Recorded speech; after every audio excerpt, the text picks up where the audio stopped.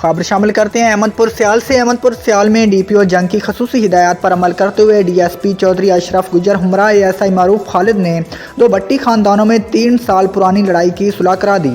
मजीद हमारे नुमाइंदा मोहम्मद इरफान हरपल हमारे साथ मौजूद हैं, तफसीलात उनसे जानते हैं। जी मोहम्मद इरफान हरपल, तफसीलात से आगाह कीजिएगा।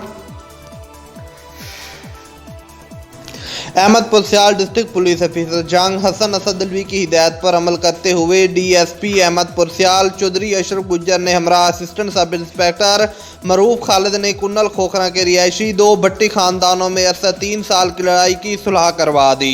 सुलह के इकदाम को सराहते हुए दोनों खानदान के सरबराहान मास्टर मोहम्मद नवाज हबीब और शौकत अली ने डीएसपी की दस्तारबंदी की और फूलों के गुलदस्ते पेश किए। इस खूबसूरत इकदाम पर सियासी समाजी हलकों ने खैर मकदम किया।